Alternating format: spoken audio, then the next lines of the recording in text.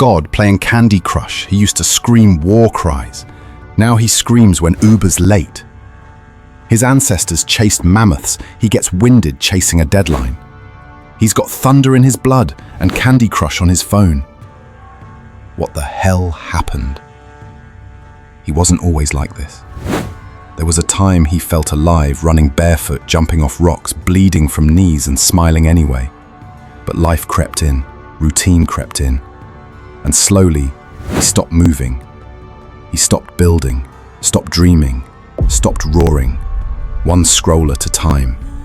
He traded himself away for comfort, for convenience, for control. He tells himself it's normal, but something in him, something ancient, knows it's a lie. You weren't made for this. You weren't born to commute 45 minutes, answer emails, smile in meetings you secretly resent, and collapse in front of a screen that tells you who to be.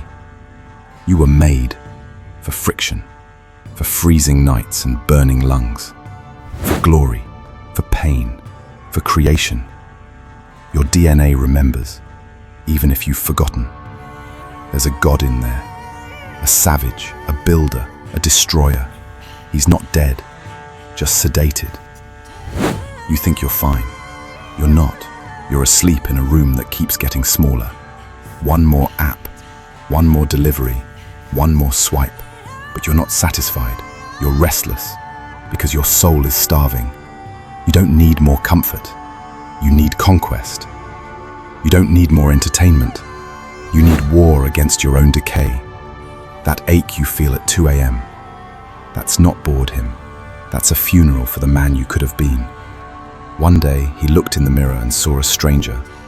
Soft jawline, dull eyes, shoulders curved inward. A man who used to have fire, now trying to spark it through caffeine and fake motivation.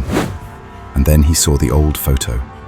His grandfather, boots in the dirt, face covered in sweat and blood, eyes clear, posture tall. A man with no Wi-Fi, no therapy apps, no life coach, just purpose and grit and pride. He felt ashamed, and that's where the change began. He didn't go viral, didn't post about it. He just started to move differently. He turned the phone off. He let the silence scream. He lifted heavy things. He bled again, not from injuries, but from effort. He looked fear in the eye and walked forward anyway. And every day, the god inside stirred a little more, not because life got easier, but because he stopped hiding from it. You want to wake up and suffer, voluntarily, repeatedly, with a purpose. Wake up before the sun, not because you're told, but because you choose. Move your body until it hurts. Read ancient words. Write things no one will like. Build something. Slow. Fail. Try again. Bleed. Earn your own respect. That's the real path. And no one's selling it to you because it can't be sold. You're not broken. You're not a loser. You're not lazy. You're just a god in a coma. Fed dopamine. Wrapped in convenience. Rocked to sleep by endless comfort. You can wake up right now. Delete the app. Stand the hell up. Breathe. Move. Fight. Because the man you're supposed to be, he's waiting and he's pissed.